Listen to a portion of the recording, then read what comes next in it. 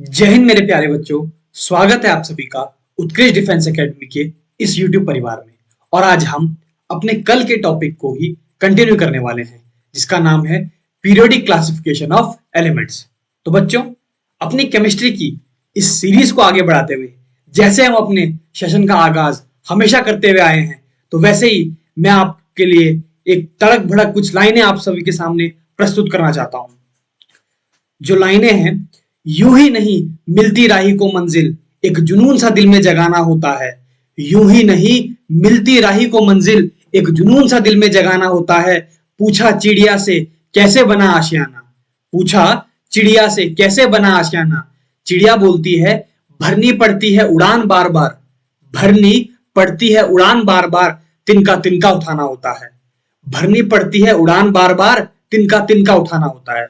तो बच्चों, इसका मतलब हम सब लोग समझ पा रहे होंगे आसानी से कि हमें अपने टारगेट्स को अचीव करने के लिए छोटे छोटे हमें अपने बड़े टारगेट को अचीव करने के लिए उस बड़े टारगेट को छोटे छोटे टारगेट्स में, सब टारगेट्स में डिवाइड करना पड़ेगा, ताकि हम उस टारगेट को बहुत अच्छी तरीके से अचीव कर पाए।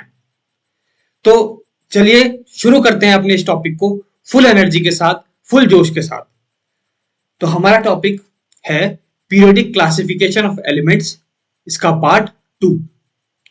तो आज के इस टॉपिक में हम लोग 20 एमसीक्यूज देखेंगे, और ये एमसीक्यूज भी आपकी एग्जाम एनडीए के लिए बहुत ही इंपॉर्टेंट हैं, बहुत ही हेल्पफुल होने वाले हैं आप लोगों के लिए। बस आप लोग रिवाइज कीजिएगा, समझने की कोशिश कीजिएगा, और कहीं भी दिक्कत आए तो आप लोग कमेंट बॉक्स आप लोगों के लिए खुला है। The first question is the base of modern periodic table is. Question है the base of modern periodic table is, that means modern periodic table यानी कि जो आधुनिक आवर्त सारणी है। पीरियोडिक टेबल को क्या बोलते हैं हम हिंदी में? आवर्त सारणी। तो आधुनिक आवर्त सारणी है, उसका बेस क्या है, उसका आधार क्या है? Atomic weight, atomic number, atomic volume और एटॉमिक एनर्जी। सिंपल है, जो हमारी आधुनिक आवर्त सारणी है उसका जो आधार है, it is atomic number. It is denoted by capital Z, as we know that. Okay, so the base of modern periodic table is atomic number. Now the second question is which period and group in the long form of periodic table contain maximum number of elements? किस period और किस group में long form of periodic table के किस period और किस group में जो है maximum number of elements exist करते हैं, मैक्सिमम नंबर ऑफ एलिमेंट्स होते हैं? Fifth period second group, sixth period third group, sixth period second group और फर्स्ट पीरियड सेकंड ग्रुप। हम लोग जानते हैं कि हमारे सिक्स्थ पीरियड में, किसमें? सिक्स्थ पीरियड में। सिक्स्थ पीरियड कंटेन करता है सबसे ज्यादा number of elements. The number of elements is, in sixth period कितने एलिमेंट्स होते हैं? 32 एलिमेंट्स होते हैं। ठीक है, तो उन 32 एलिमेंट्स में कौन कौन से एलिमेंट आते हैं? इन 32 एलिमेंट्स में एलिमेंट आते हैं सीजियम से लेकर के, जो हमारे ग्रुप फर्स्ट ए का है, से लेकर के और रेडॉन तक, जो हमारा 18th ग्रुप का है, जिसको हम लोग जीरो ग्रुप कहते हैं। ठीक है, इस बीच में हमारे इस बीच में हमारे लेंथेनॉइड्स भी आते हैं। लेंथेनॉइड्स भी आते हैं, यानी कि बीच में यहां कहीं लेंथेनम भी आएगा, जो हमारा डी ब्लॉक का एलिमेंट होगा। और लेंथेनॉइड कहां से शुरू होंगे? हमारे सीरियम से लेकर के और लुटेशियम तक। दैट मीन्स सीरियम का एटॉमिक वेट होता है 58 एंड लुटेशियम का होता है 71। ओके, तो हमारे लेंथेनॉइड भी इसी सिक्स्थ पीरियड में आते हैं। अब मैं बात करूं अगर ग्रुप की, तो सेकेंड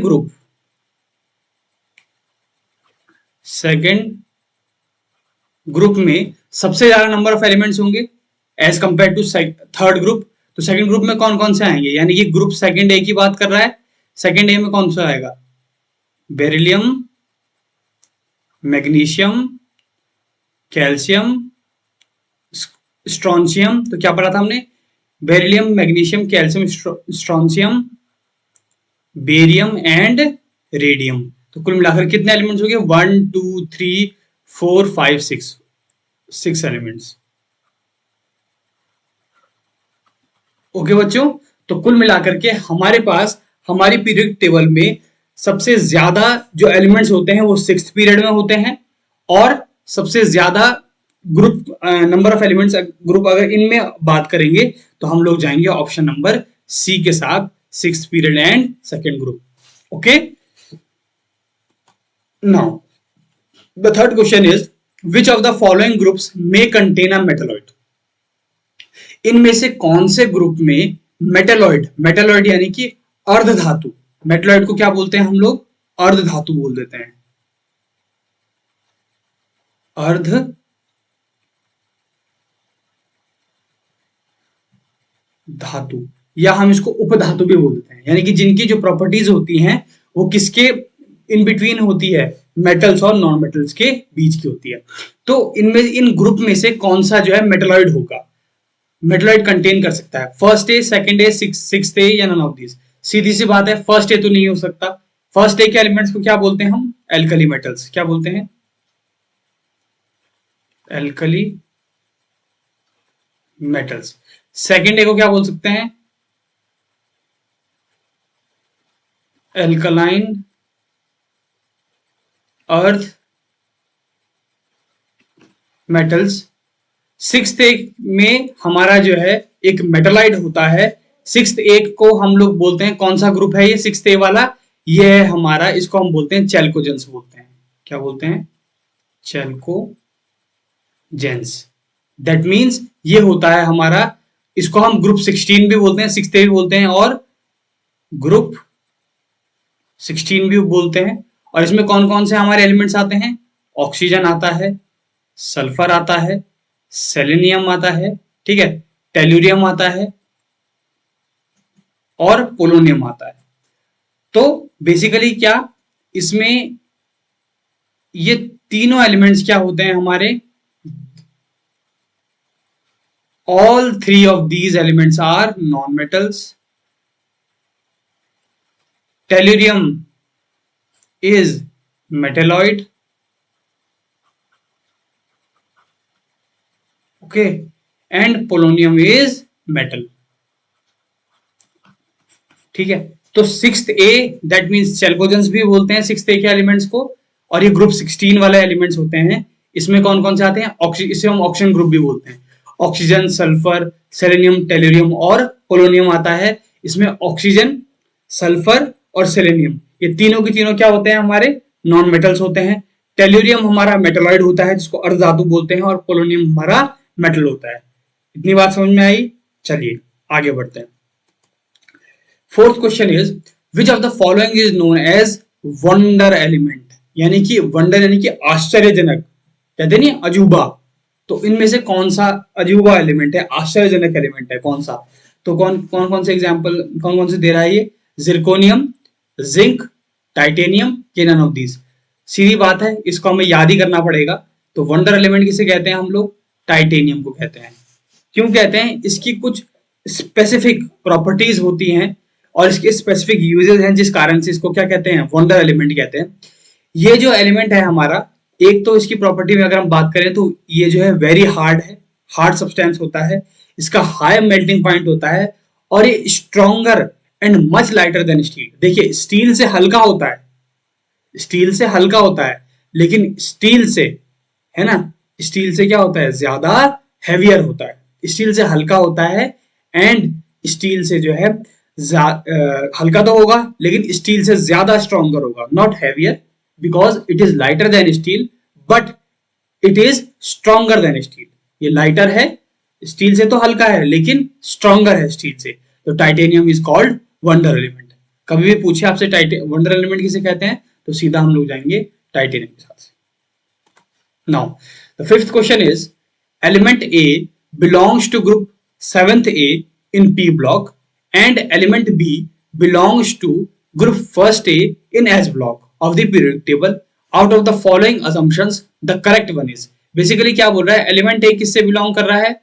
द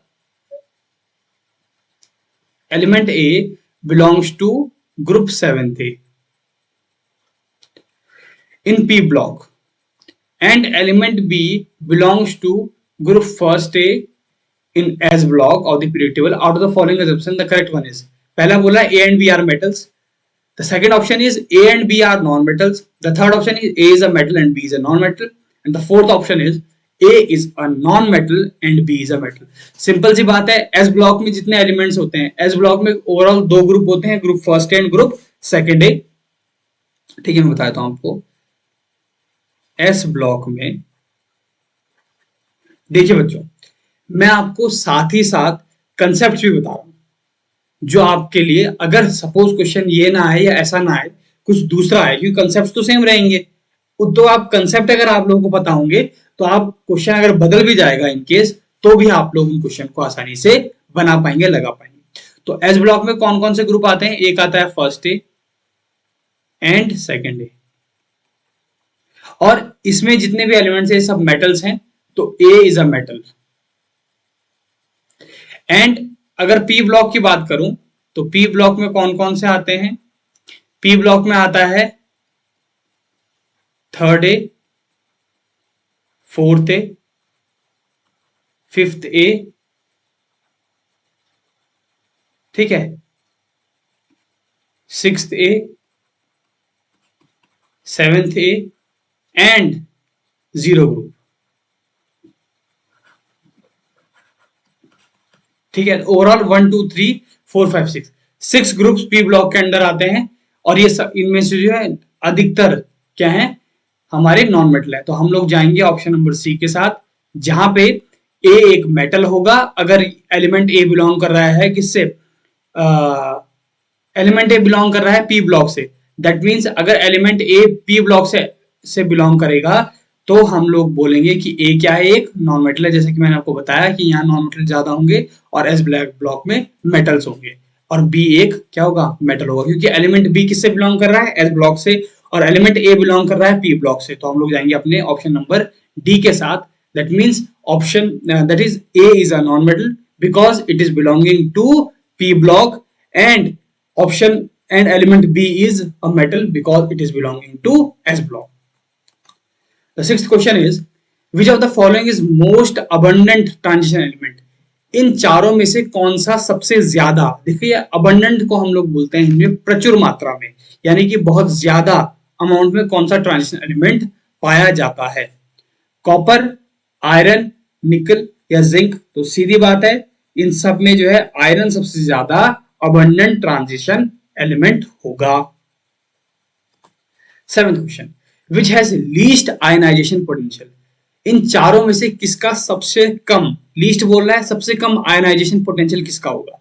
तो आयनाइजेशन पोटेंशियल, जैसा कि मैंने आपको बताया था कि ionisation potential is the energy required to removal of an electron from the outermost shell of an isolated gaseous atom. यानी कि किसी भी गैसियस एटम जो आइसोलेट किया गया है किसी भी एलिमेंट से, ठीक है, तो उस एटम के आउटर मोस्ट शेल में से एक इलेक्ट्रॉन को रिमूव करने के लिए कितनी एनर्जी चाहिए उसको, तो वो हमारा क्या कहलाता है? Ionisation potential. तो इन चारों में से सबसे कम किसका होगा? Let us check it. Nitrogen का अगर मैं इलेक्ट्रॉनिक कन्फिगरेशन बनाऊं और इसके जो है इलेक्ट्रॉनिक कन्फिगरेशन बनाऊं, तो हम जानते हैं एटॉमिक नंबर 7 होगा, तो क्या लिखूंगा? 1s2 2s2 2p3. ऑक्सीजन का बनाऊंगा तो क्या लिखूंगा? 1s2 2s2 2p4. फ्लोरीन का 1s2 2s2 2p5. And neon का अगर मैं बनाऊंगा, it is fluorine, not oh, it is fluorine.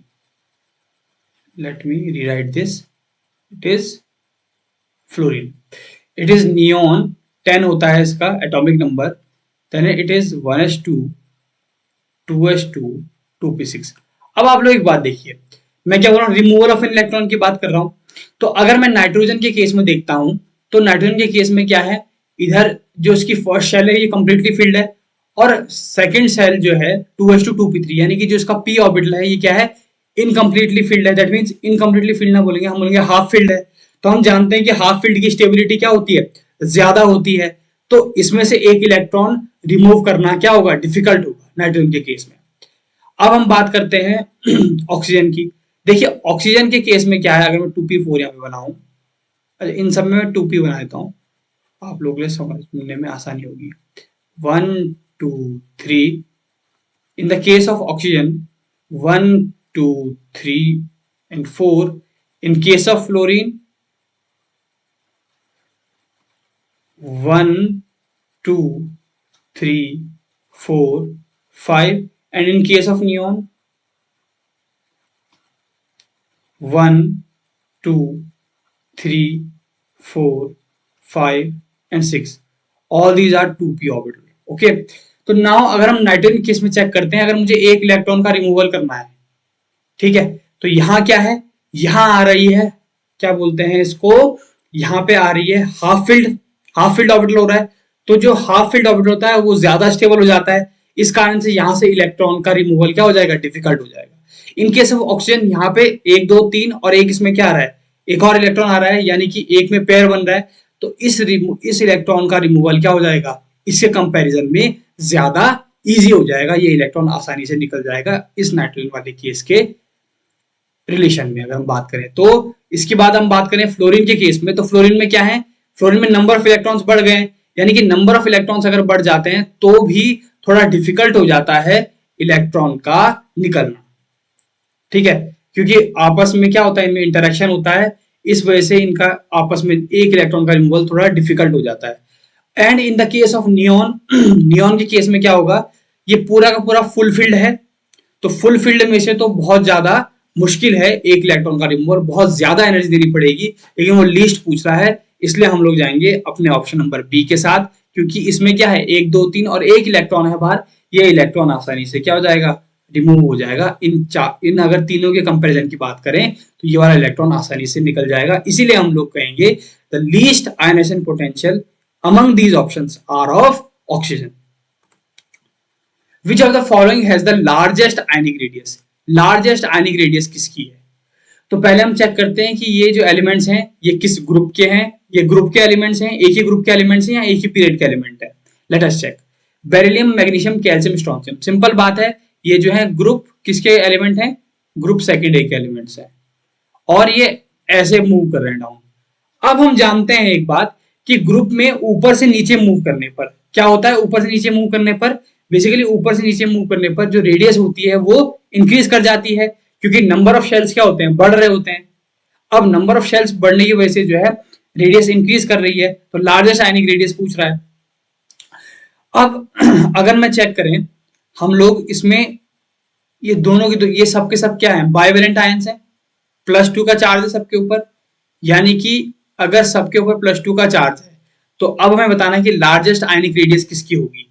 तो लार्जेस्ट आयनिक रेडियस के लिए हम लोग क्या करेंगे, ये सब के सब एक ही ग्रुप के एलिमेंट हैं, तो ऊपर से नीचे जाने पर इनका साइज क्या हो रहा है, बढ़ना चाहिए, तो लार्जेस्ट किसकी होगी, बेरिलियम, मैग्नीशियम, कैल्शियम, स्ट्रोंशियम। अगर इनके ऊपर सपोज इनके ऊपर जो चार्ज का डिस्ट्रीब्यूशन है ये +2 किसी के ऊपर +2 होता है या +3 होता है तो वेरी कर जाता है, लेकिन +2 है सबके सब, तो इसीलिए हम लोग जाएंगे ऑप्शन नंबर डी के साथ, जो बिना, अगर इनकेस ये ऐसा कुछ होता है ना, बेरिलियम, मैग्नीशियम, कैल्शियम, स्ट्रोंशियम, अगर इसके ऊपर कोई भी चार्ज नहीं होता तो भी स्ट्रोंशियम का क्या होता, लार्जेस्ट आयनिक रेडियस होती, और बेरिलियम के केस में क्या होती, नॉट आयनिक हियर, इस केस में आयनिक नहीं होगी क्योंकि मैंने इसके ऊपर कोई भी चार्ज नहीं लगाया है, इसकी होगी स्मॉलेस्ट रेडियस। ओके, ये आपके बात समझ में आ गई होगी। Now the solubility of hydroxides of group 2a increases from MgOH whole twice, that means magnesium hydroxide to barium hydroxide due to, यानी कि solubility of hydroxides, solubility की बात कर रहा है हाइड्रोक्साइड्स की, ग्रुप सेकेंड ए में इंक्रीज करती है MgOH की होल ट्वाइस से BaOH की, यानी कि इफ वी मूव डाउन, अगर हम ऊपर से नीचे की तरफ मूव डाउन करते हैं, यानी कि beryllium magnesium, calcium, strontium, barium. ठीक है, तो बेरी मैग्नीशियम का जो हाइड्रोक्साइड है that means MgOH whole twice, और जो बेरियम का है BaOH होल ट्वाइस। तो ये जो है ज्यादा सॉल्युबल है as comparison to magnesium hydroxide. ऐसा क्यों? तो सॉल्युबल इसीलिए ज्यादा होगा बेरियम हाइड्रोक्साइड, क्योंकि क्या बोल रहा है, increase in lattice energy, decrease in lattice energy, increase in ionisation energy या इंक्रीज इन थर्मल स्टेबिलिटी। देखिए, अगर थर्मल स्टेबिलिटी बेरियम हाइड्रोक्साइड की ज्यादा होती तो वो आसानी से जो है डिसॉल्व या ये सॉल्युबल नहीं होता, ये तो ऑप्शन नहीं होगा। इंक्रीज इन आयनाइजेशन एनर्जी, ये कंसेप्ट भी यहाँ नहीं बैठेगा। अब डिक्रीज इन लैटिस एनर्जी और इंक्रीज इन लैटिस एनर्जी, अगर इसकी लैटिस एनर्जी जो है बेरियम हाइड्रोक्साइड की ज्यादा होती मैग्नीशियम हाइड्रोक्साइड से, तो ये कभी भी सॉल्युबल नहीं होता। लेकिन due to less lattice energy और decrease in lattice energy it will soluble, है ना। तो हम लिखेंगे डिक्रीज इन लैटिस एनर्जी। तो लैटिस एनर्जी में कमी होने के कारण से हमारा barium hydroxide is more soluble than magnesium hydroxide. अब बेरियम बेसिकली लैटिस एनर्जी क्या होती है? तो लैटिस एनर्जी जो है, lattice energy is the amount of energy required to separate a mole of ionic a mole of solid ionic compound. एक solid ionic compound अगर हमें दे रखा है, इन केस बेरियम हाइड्रोक्साइड दे रखा है या मैग्नीशियम हाइड्रोक्साइड दे रखा है, उस सॉलिड आयनिक कंपाउंड से इनटू गैसेस आयंस, उन उस सॉलिड आयनिक कंपाउंड को जो है उसी के कॉन्स्टिट्यूएंट जो गैसेस आयंस में तोड़ देना, ये हमारी लैटिस एनर्जी कहलाती है। दैट मीन्स अगर हमें बेरियम हाइड्रोक्साइड दे रखा है तो बेरियम हाइड्रोक्साइड का अपने आयंस में टूटना, that means barium plus two OH minus में टूट जाना। जितनी ज्यादा मुझे एनर्जी देनी पड़ेगी बेरियम हाइड्रोक्साइड को, उतनी ज्यादा उसकी लैटिस एनर्जी होगी। बट होता क्या है, मतलब जितनी ज्यादा किसी भी आयनिक कंपाउंड का एनर्जी देनी पड़ेगी मुझे, उसको लैटिस को ब्रेक करने के लिए उसके कंस्टिट्यूएंट आयंस में, उतनी ज्यादा उसकी लैटिस एनर्जी होगी। लेकिन बेरियम हाइड्रोक्साइड के केस में लैटिस एनर्जी घट जाती है, इसलिए वो आसानी से सॉल्युबल हो जाता है। while in the case of magnesium hydroxide the more energy or the more amount of heat is given to the magnesium hydroxide, और इस कारण से वो ज्यादा soluble नहीं हो पाता है in comparison of barium hydroxide due to lattice energy concept. The 10th question is identify the incorrect statement among the following. हमें आइडेंटिफाई करना है इनकरेक्ट स्टेटमेंट। देखिए ये चीज ध्यान रखना, क्या पूछ रहा है, इनकरेक्ट स्टेटमेंट। तो D block elements show irregular and erratic chemical properties among themselves. Lanthanum and lutetium have partially filled d orbitals and no other partially filled orbitals. The chemistry of various lanthanoids is very similar. And the last option is 4f and 5f orbitals are equally shielded. मतलब हमें बताना है कि incorrect statement कौन सा है। पहला है D block elements show irregular and erratic chemical properties among themselves. इसका मतलब डी ब्लॉक एलिमेंट जो हैं इरेगुलर, यानी कि एक रेगुलर पैटर्न में ना आकर के, और मतलब बेसिकली अनियमित रूप से रेगुलरिटी में ना आकर के जो है chemical properties among themselves show करते हैं। इनकी जो है अनियमित, यानी कि रेगुलर पैटर्न में इनकी केमिकल प्रॉपर्टीज नहीं होती है, इसमें चेंजेस आते रहते हैं। इसमें जो है लेंथेनट कॉन्ट्रैक्शन भी आता है, जिस कारण से जो रेडियस बढ़नी चाहिए थी वो लगभग बराबर हो जाती है ना।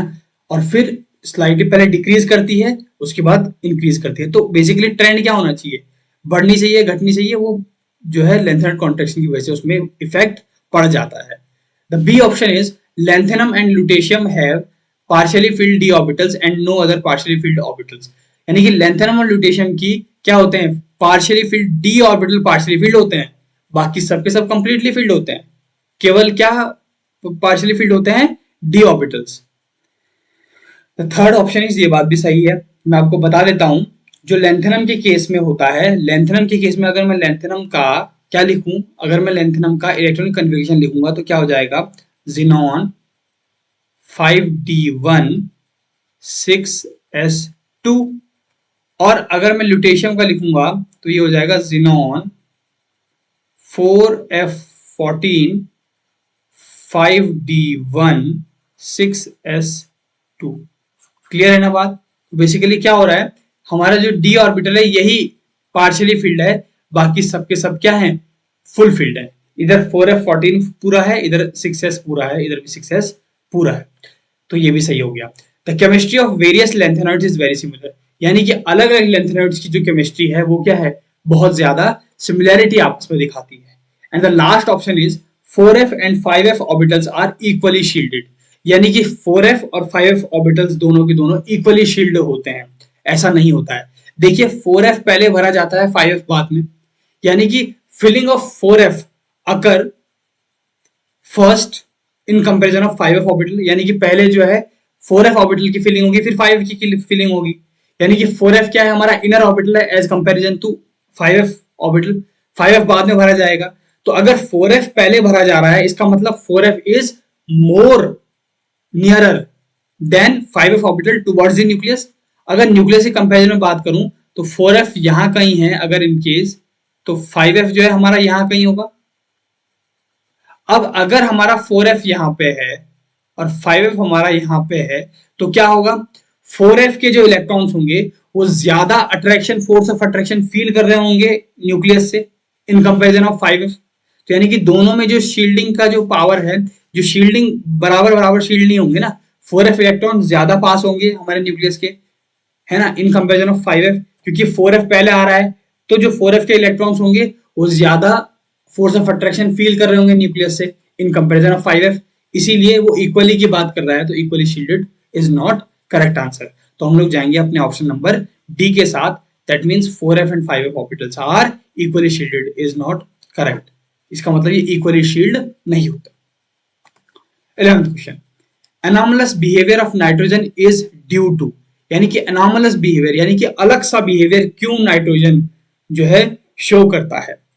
पहला, small size and high electronegativity, non availability of d orbital in valence shell, ease of multiple bond formation and all of the above are correct.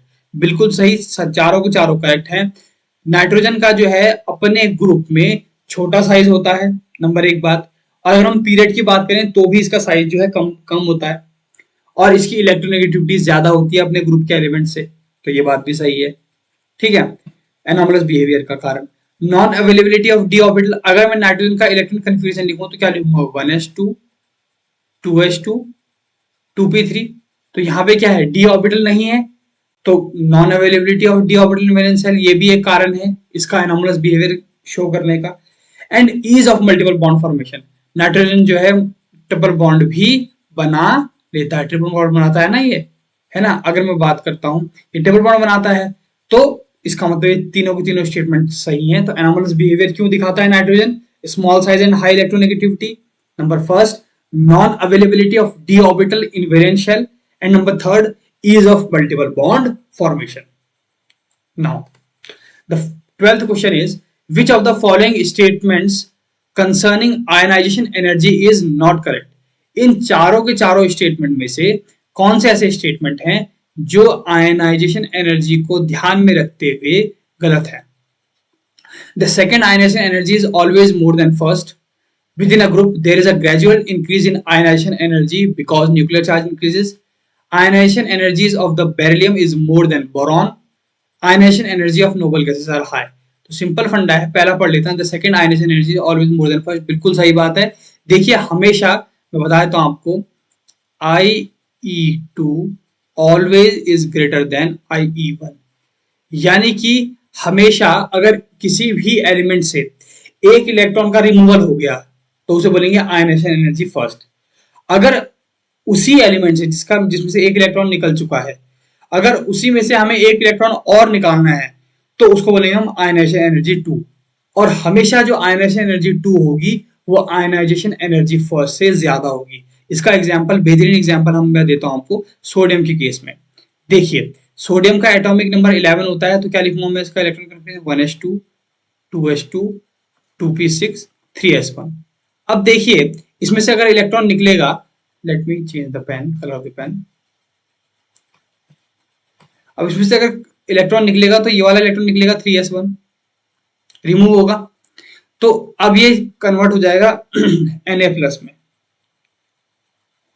ठीक है, यानी कि मैं लिख सकता हूं यहां पे Na ने एक इलेक्ट्रॉन लूज कर दिया, Na+ बनाया, अब Na+ का इलेक्ट्रॉनिक कन्फिग्रेशन क्या हो जाएगा, 1s2 2s2 2p6। ठीक है, अब इसने कौन सा इलेक्ट्रॉनिक कन्फिग्रेशन अक्वायर कर लिया, नियॉन का कर लिया। तो इस केस में क्या है, अब यहां से ये सब के सब कंप्लीटली फिल्ड हो गई, सारे के सारे ऑर्बिटल। अब यहां से हमें इलेक्ट्रॉन का जो रिमूवल है बहुत ही ज्यादा डिफिकल्ट है, बहुत ज्यादा टेम्परेचर की जो है रिक्वायरमेंट होगी इस केस में।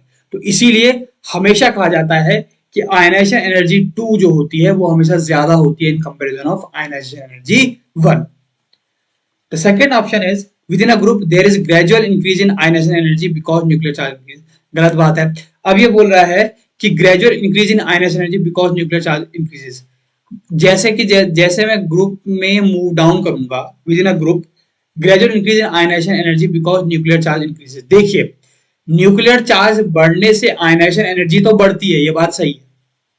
ठीक है, इतना आप ध्यान रखना कि अगर न्यूक्लियर चार्ज बढ़ेगा तो आयनाइजेशन एनर्जी बढ़ेगी। लेकिन अगर मैं बोलूं, ग्रुप की बात करूं, तो ग्रुप में ऊपर से नीचे जाने पर, moving down the group, nuclear charge does not increases.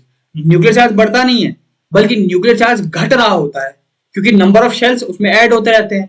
अब नंबर ऑफ शेल्स बढ़ेंगे तो न्यूक्लियस से आउटर मोस्ट जो इलेक्ट्रॉन है उसके बीच की डिस्टेंस क्या हो जाएगी, इंक्रीज होती जाएगी, है कि नहीं है भाई। पहले पीरियड में नंबर ऑफ शेल्स 1 थी, दूसरे पीरियड में नंबर ऑफ शेल्स 2 हैं, तीसरे पीरियड में नंबर ऑफ शेल्स 3 हो जाएंगी। तो जैसे जैसे हम पीरियड में नीचे जाते रहेंगे तो हमारा पीरियड में नीचे जाना, first period, second period, third period, तो हम ग्रुप में भी वैसे ही मूव डाउन करते जाएंगे। तो इस वजह से क्या होगा, नंबर ऑफ सेल्स बढ़ेंगी। नंबर ऑफ सेल्स बढ़ेंगी तो न्यूक्लियर चार्ज क्या होगा, अपना आप डिक्रीज हो जाएगा ना। न्यूक्लियर चार्ज क्या है बेसिकली, न्यूक्लियर चार्ज यही तो है कि जो न्यूक्लियस में जो प्रोटॉन्स हैं वो कितना इन्फ्लुएंस डाल पा रहे हैं आउटर मोस्ट शेल में जो इलेक्ट्रॉन्स प्रेजेंट हैं उनमें। तो नंबर ऑफ वेलेंस, जैसे नंबर ऑफ शेल्स बढ़ेंगी तो डिस्टेंस इंक्रीज होती जाएगी, डिस्टेंस इंक्रीज होगी तो न्यूक्लियर चार्ज डिक्रीज हो जाएगा। ठीक है, और न्यूक्लियर चार्ज अगर डिक्रीज हो जाएगा तो आयनाइजेशन एनर्जी भी डिक्रीज हो जाएगी। बेसिकली मैं आपको एक बार बता देता हूं कि आयनाइजेशन एनर्जी जो है डिपेंड कर, जितनी ज्यादा हमारा, ऐसे लिख देता हूं मैं आपको, जितना ज्यादा हमारा न्यूक्लियर चार्ज होता है ना, उतनी ज्यादा हमारी आयनाइजेशन एनर्जी होती है। क्लियर है ये बात। तो with in a group, group में नीचे जाने पर क्या होता है, न्यूक्लियर चार्ज डिक्रीज हो जाता है और इस वजह से आयनाइजेशन एनर्जी भी डिक्रीज हो जाएगी। हमें करेक्ट स्टेटमेंट छाटना तो हम जाएंगे ऑप्शन नंबर बी के साथ। थर्ड स्टेटमेंट भी पढ़ लेते हैं। Ionisation energy of beryllium is more than barium, बिल्कुल ठीक बात है। बेरिलियम की आयनाइजेशन एनर्जी बेरियम से बोरॉन से ज्यादा होती है। हम लोग देख सकते हैं बेरिलियम का क्या होता है 1s2 2s2, लेकिन बोरॉन का क्या होता है 1s2 2s2 एंड 2p1, 5 होता है। तो इस इलेक्ट्रॉन का रिमूवल जो है इजी हो जाएगा। लेकिन यहाँ क्या है, यहाँ कंप्लीटली फील्ड ऑर्बिटल्स हैं, इनके कंपैरिजन में इसका रिमूवल ज्यादा आसान है। इस वजह से बोरॉन की जो आयनाइजेशन एनर्जी है it is less than beryllium. Beryllium को आयनाइजेशन एनर्जी ज्यादा देनी पड़ेगी टू रिमूव एन इलेक्ट्रॉन, तो ये भी सही है। Ionisation energy of noble gases are high, यानी कि आयनाइजेशन एनर्जी जो होती है किसकी, नोबल गैसेस की, वो क्या होती है, ज्यादा होती है। ये बात सही है। अभी हमने देखा यहाँ पे नियॉन का इलेक्ट्रॉनिक कन्फिग्रेशन अक्वायर कर लिया था, तो क्या होता है 1s2 2s2 2p6, 10 इलेक्ट्रॉन हो गए। अब यहाँ से सारे के सारे क्या है, कंप्लीटली फिल्ड हो गए ऑर्बिटल्स। अब यहाँ से इलेक्ट्रॉन का रिमूवल जो है डिफिकल्ट होगा, इसीलिए कह रहा है कि ionisation energies of noble gases are high. ये भी स्टेटमेंट सही है, हमें रॉन्ग स्टेटमेंट ढूंढना था, तो इसीलिए हम लोगों ने ये वाला कंसेप्ट बताया कि moving down a group nuclear charge decreases and due to the decreasement of nuclear charge the ionization energy is also decreases. Got it? Good. All the elements in a group have a common valency. Example, all the elements of carbon family, carbon, silicon, germanium, tin and lead have common valency 4. However, however, some of these elements can also have valency 2. Which of the following have valency 2? इन चारों में से किनकी valency जो होती है वो 2 होती है, silicon, germanium and tin, germanium and tin, germanium tin and lead, tin and lead. तो इस केस में हम लोग जो है मोस्ट अप्रोप्रिएट आंसर जो होगा हमारा वो टिन एंड लेड होगा, क्योंकि हमने Sn+2 भी देखा है और Sn+4 भी देखा है। इसी तरीके से हमारा Pb+2 भी होता है, यानी कि +2 की वैलेंसी दिखाता है, इसलिए हम टिन एंड लेड के साथ जाएंगे। अब क्वेश्चन नंबर 14,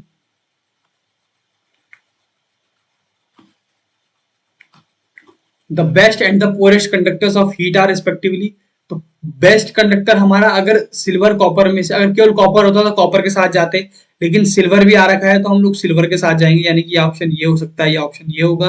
दूसरी बात, पुअरेस्ट पूछ रहा है तो गोल्ड तो हो नहीं सकता, लेड होगा, तो हम लोग ऑप्शन नंबर ए के साथ जाएंगे कि बेस्ट हमारा कंडक्टर सिल्वर होगा and poorest conductor is lead among these. 15 question, match list first with list second and select the correct combination of ions and isoelectronic ions। ये मैंने आपको कल भी बताया था, using the codes given below the lists। isoelectronics यानी कि iso means same, electronic यानी कि electrons। अगर same electrons हैं, same number of electrons हैं तो उन्हें आइसोइलेक्ट्रॉनिक आयंस बोलेंगे। तो चेक करते हैं सल्फर डाइऑक्साइड में कितने नंबर ऑफ इलेक्ट्रॉन्स होंगे। देखिए सल्फर, मैं यहाँ पे लिख देता हूँ, सल्फर डाइऑक्साइड में सल्फर के आउटर मोस्ट शेल में 16 इलेक्ट्रॉन्स, ऑक्सीजन के टोटल गिनूंगा ना, सल्फर के 16, ऑक्सीजन के भी ओवरऑल 8, क्योंकि एटॉमिक नंबर 8 होता है, 8 टू 16, 16 + 16 कितना हो जाएगा 32, तो यहाँ पे लिखूंगा 32 इलेक्ट्रॉन्स है। अगर मैं कार्बन मोनोऑक्साइड की बात करता हूं तो कार्बन के टोटल नंबर ऑफ इलेक्ट्रॉन्स कितने हो जाएंगे यहाँ पे, कार्बन के 6, क्योंकि एटॉमिक नंबर 6 होता है, ऑक्सीजन का एटॉमिक नंबर 8 होता है, तो ओवरऑल जोड़ेंगे तो कितना हो जाएगा 14 इलेक्ट्रॉन्स। इस तरीके से N2 के केस में नाइट्रोजन के एक एटम में जो है कितने नंबर ऑफ इलेक्ट्रॉन होते हैं 7, तो 2 एटम में कितने होंगे 14। क्लोराइड आयन के केस में क्लोरीन के कितने होते हैं इलेक्ट्रॉन 17 होते हैं, माइनस है यानी कि एक इलेक्ट्रॉन उसने और गेन किया है, तो ओवरऑल कितने इलेक्ट्रॉन होंगे 18 इलेक्ट्रॉन। इस तरीके से हाइड्रोजन, इसे बोलते हैं हाइड्राइड आयन, H- में कितने इलेक्ट्रॉन जाएंगे 2 इलेक्ट्रॉन, क्योंकि हाइड्रोजन एटम में एक इलेक्ट्रॉन ऊपर नेगेटिव चार्जेस का मतलब उसने एक इलेक्ट्रॉन और गेन किया है, तो 2 इलेक्ट्रॉन हो गए। कार्बोनेट आयन की बात करते हो CO3 2- में कार्बन के कितने इलेक्ट्रॉन 6, ऑक्सीजन के एक एटम में 8 इलेक्ट्रॉन, तो 8 3 24, और इसमें 2 और जोड़ेंगे तो बेसिकली इसका मैं बताता हूँ कैसे हो जाएगा इसका 32। कार्बन के आउटर मोशन में 6, ऑक्सीजन के आउटर मोशन में 6 × 3, ऊपर नेगेटिव चार्ज है तो +2 कर दूंगा, इलेक्ट्रॉन जुड़ेगा ही वहां पे, तो 6 + 18 + 2, तो कितना हो जाएगा, दैट मीन्स 6 नहीं 8 होगा ना यहाँ पे, ऑक्सीजन के 8 होगा, तो 8 × 3 = 24, यानी कि 8 3 24, 24 + 6 30, 32। Li+ के केस में आउटर मोस्ट लिथियम के कितने इलेक्ट्रॉन हो जाएंगे टोटल 3 इलेक्ट्रॉन, उसमें एक यूनिट पॉजिटिव चार्ज है, दैट मीन्स 3 - 1 = 2। पोटेशियम आयन की बात करूं तो total number of electrons 19 - 1 that is 18। तो चेक कर लेते हैं 18 इलेक्ट्रॉन किस में है, ऊपर से चेक करते हैं 32 इलेक्ट्रॉन किस में, सल्फर डाइऑक्साइड में, और सल्फ कार्बोनेट में भी कितने हैं 32 इलेक्ट्रॉन, यानी कि ए का क्या बैठ रहा है हमारा थर्ड। बी के केस में N2 में 14 इलेक्ट्रॉन है, तो 14 इलेक्ट्रॉन किस में है कार्बन मोनोऑक्साइड में, तो बी का क्या है हमारा फर्स्ट। इसी तरीके से सी का क्या है H- में 2 इलेक्ट्रॉन है, और 2 इलेक्ट्रॉन किस में है Li+ में भी, तो 4। और डी में कितना आ रहा है 18 इलेक्ट्रॉन, और 18 इलेक्ट्रॉन किस में आ रहे हैं 2 में, यानी क्लोराइड में, तो हम लिखेंगे 2, that means 3142 will be the right answer, 3142। तो हम लोग जाएंगे अपने ऑप्शन नंबर बी के साथ। तो क्लियर है। तो बच्चों आपसे जब भी आइसो इलेक्ट्रॉनिक स्पीशीज पूछे ना, तो बस आपको क्या करना है, उसमें जितने भी इलेक्ट्रॉन्स होंगे, जितने आइटम्स हैं, उन सब के आइटम्स के इलेक्ट्रॉन्स को आपको एड ऑन करना है, और तब आपको टोटल नंबर ऑफ इलेक्ट्रॉन्स में बता देने हैं, और लिस्ट फर्स्ट को लिस्ट सेकंड से आपने मैच कर देना है। तो इस तरीके से हम लोग इन क्वेश्चंस को करने वाले हैं, ठीक है। तो मुझे लग रहा है आप लोगों को काफी अच्छा लग रहा होगा इन क्वेश्चंस को करने में, काफी इंटरेस्ट डेवलप हो रहा होगा, क्योंकि ये चीज जो है काफी इंटरेस्टिंग है, जो कंसेप्ट होते हैं ना ये काफी इंटरेस्टिंग है। बस आप लोग ध्यान से पढ़िएगा, ध्यान से समझिएगा, और इन क्वेश्चंस को और इन जैसे क्वेश्चंस को बार बार देखिएगा ताकि आपके दिमाग में ये क्वेश्चंस अच्छी तरीके से फीड हो जाएं, ये कंसेप्ट्स अच्छी तरीके से फीड हो जाएं। बस मैं एक बात याद बोलना चाहता हूं, हमेशा आप लोग मेहनत करते रहिए और आप लोगों को जरूर जो है सफलता मिलेगी। 16th question is match the properties given in column first with the metals given in column 2 and choose the correct option from the codes given below। Column first में प्रॉपर्टी दे रखी है, कॉलम 2 में मेटल दे रखे हैं कि कौन सी property के साथ कौन सा मेटल फिट बैठेगा। Element with highest second ionisation enthalpy, cobalt, chromium, copper या zinc. Element with highest third ionisation enthalpy, M in MCO6 is element with highest heat of atomisation. तो हाईएस्ट सेकंड आयनेशन एंथैल्पी किसकी होगी? देखिए, अगर मैं copper की बात करूं तो कॉपर का एटॉमिक नंबर कितना होता है? 29। अगर मैं इलेक्ट्रॉन कन्फ्यूजन बनाऊंगा तो क्या लिखूंगा? 1s2 2s2 2p6 3s2 3p6 3d10 4s1। ठीक है, तो अगर कॉपर से कॉपर प्लस बन जाएगा तो यहां से ये वाला इलेक्ट्रॉन का रिमूवल जो है इजी होगा कि नहीं होगा? क्योंकि इसमें बेसिकली क्या है, एक ही इलेक्ट्रॉन है, आसानी से रिमूव हो जाएगा, मतलब थोड़ी हीट देंगे हम, ये रिमूव हो जाएगा। लेकिन अगर कॉपर +2+1 से कॉपर +2 जाना होगा, दैट मीन्स एक इलेक्ट्रॉन का और रिमूवल, इसके लिए हमें अमाउंट ऑफ एनर्जी और ज्यादा लगेगी, क्योंकि यहां पे जो है कौन सा, देखिए यहां पे इसमें सारे के सारे जितने ऑर्बिटल्स मौजूद है ना, वो सारे के सारे क्या है, फुल फील्ड है, कंप्लीटली फील्ड है। अब यहां से इलेक्ट्रॉन को जो है रिमूवल जो है महाभारत हो जाएगा, बहुत डिफिकल्ट हो जाएगा, हमें अमाउंट ऑफ एनर्जी जो हम पिछले वाले केस में दे रहे थे उससे ज्यादा देनी पड़ेगी। तो इसीलिए सेकंड आयनेशन एंथैल्पी किसकी ज्यादा होगी? कॉपर की ज्यादा होगी। तो ए का क्या बैठेगा? Option number third. Highest third ionisation enthalpy किसकी होगी? Late us check. जिंक की अगर मैं बात करूं तो जिंक का क्या हो जाएगा? सब कुछ सिमिलर रहने वाला है यहां तक, 1s2 2s2 2p6 3s2 3p6। हम लोग क्या बोलते हैं, नंबर ऑफ इलेक्ट्रॉन यहाँ पे 18 है, हम इसको आर्गन लिख सकते हैं, है ना? तो यहां लिखूंगा मैं 3d10 4s2, यही होगा 18 + 10 28 + 2 30। तो बेसिकली यहां पे अगर मुझे बोल रहा है थर्ड आयनेशन एंथैल्पी, देखिए जिंक में से एक इलेक्ट्रॉन निकाला मैंने तो Zn+ बना, +1 इलेक्ट्रॉन, यहां से एक इलेक्ट्रॉन निकल जाएगा। फिर Zn+ से एक इलेक्ट्रॉन अगर इसने और रिमूवल करवाया, Zn+2 बनेगा। अब यहां से जब एक इलेक्ट्रॉन का रिमूवल हो गया तो एक इलेक्ट्रॉन बचा, उसका रिमूवल भी आसानी से हो जाएगा। लेकिन जब तीसरा इलेक्ट्रॉन निकालने की बारी आएगी तो तीसरा इलेक्ट्रॉन कहां से निकलना होगा? 3d से। थर्ड इलेक्ट्रॉन कहां से निकलना होगा? 3d10 से। और इस 3d10 में से जब इलेक्ट्रॉन निकलने की बारी आएगी तो ये फिर से सारे के सारे जो है ऑर्बिटल्स कंप्लीटली फील्ड हो गए। बार बार बताया मैंने आपको, कंप्लीटली फील्ड जो है ज्यादा स्टेबल होता है, उसको और ज्यादा अमाउंट ऑफ एनर्जी देनी पड़ती है ताकि वो रिमूव कर सके एक इलेक्ट्रॉन को। तो 3d10 यहाँ पे बन रहा है, तो यहां से इलेक्ट्रॉन का रिमूवल जो है और डिफिकल्ट हो जाएगा। इसलिए थर्ड आयनेशन एनर्जी किसकी ज्यादा होगी? जिंक की ज्यादा होगी। तो हम लोग क्या बोल रहे हैं? ऑप्शन ए के साथ हम लोग थर्ड बोल रहे हैं। Change the pen. Option A के साथ क्या हो जाएगा? थर्ड। ऑप्शन बी के साथ हो जाएगा हमारे पास फोर्थ, है ना? ऑप्शन बी के साथ क्या हो जाएगा? फोर्थ हो जाएगा। अब आया ऑप्शन सी की बारी। M in MCO6 is, कि MCO6 में M क्या होगा? तो देखिए ये कंपाउंड होता है जिसको हम लोग बोलते हैं हेक्सा कार्बोनिल क्रोमियम। क्या बोलते हैं? Hexa carbonyl chromium. मैं यहां पे बना देता हूं क्रोमियम,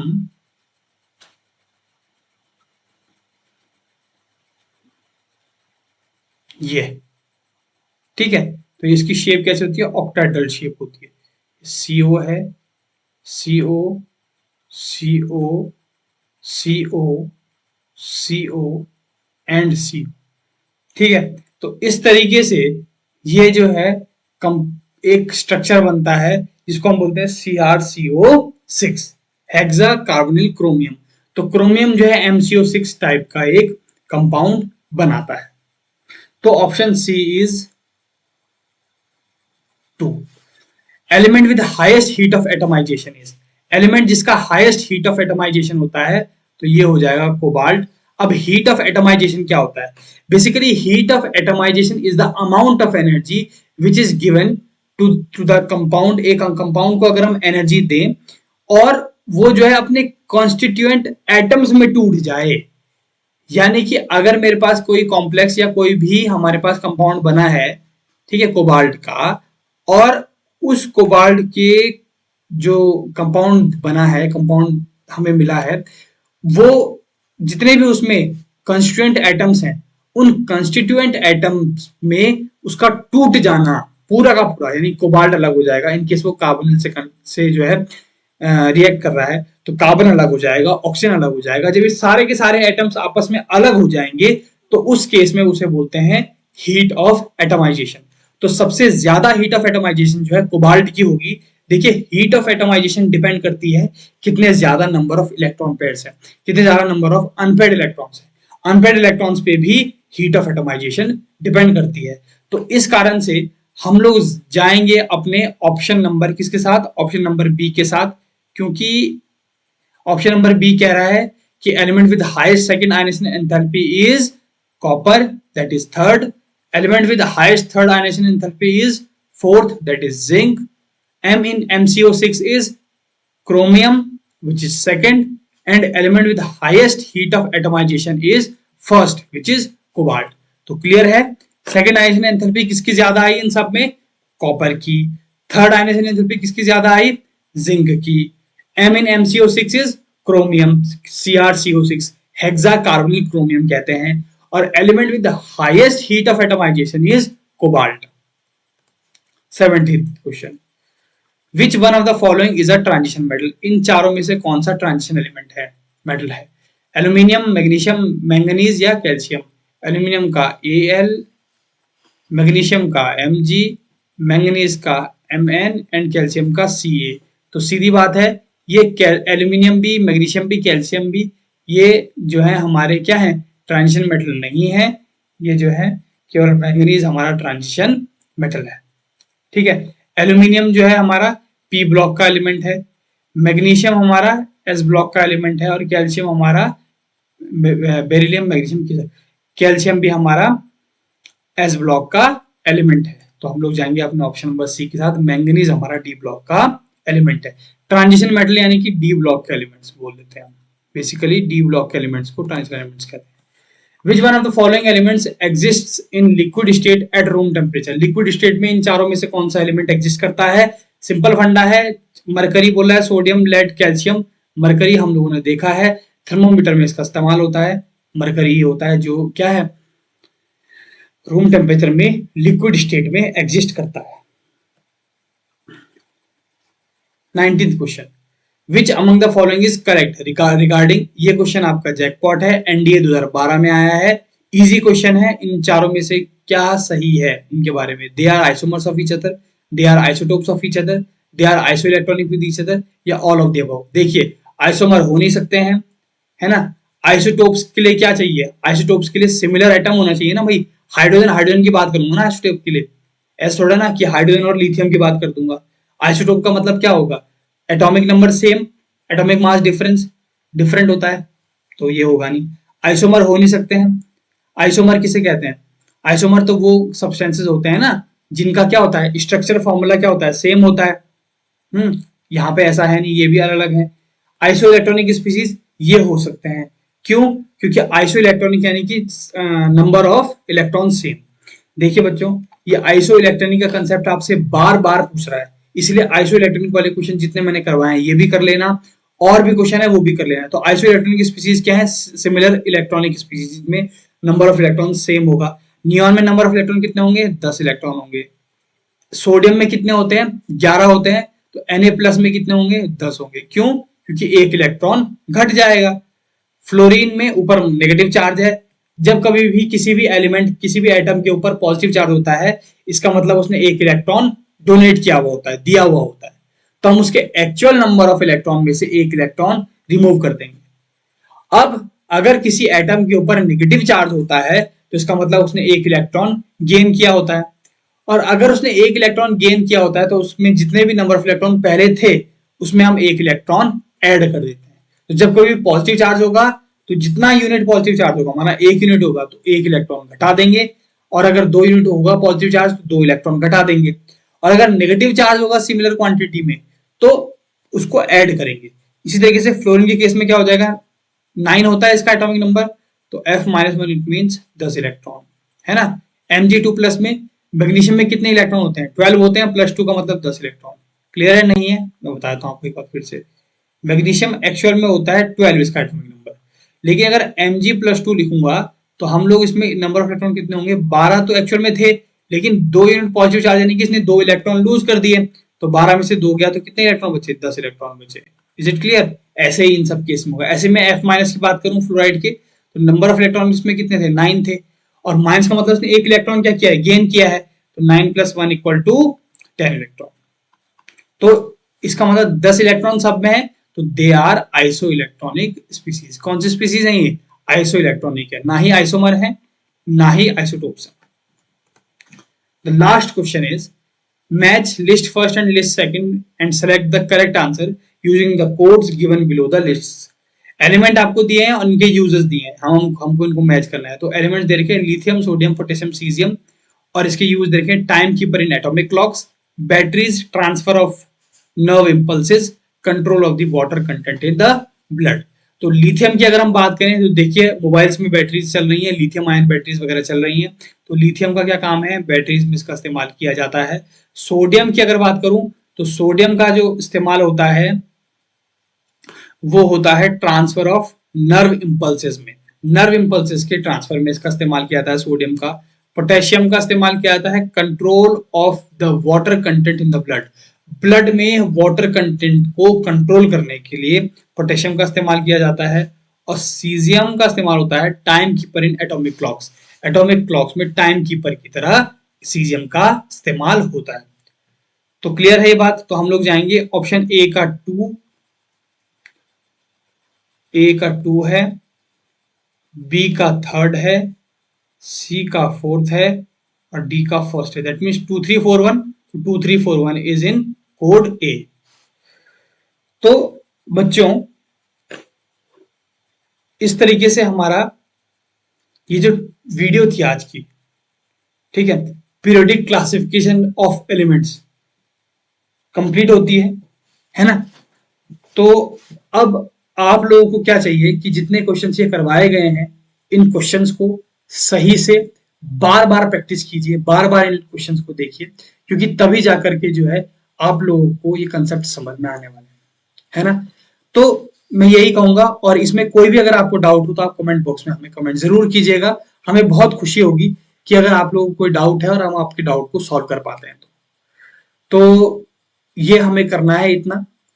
और इसके साथ आपको और क्वेश्चंस भी मिलते हैं तो आप और क्वेश्चंस भी कीजिए, और जितने नंबर ऑफ क्वेश्चन आप लगाएंगे उतना ही आपको फायदा मिलने वाला है।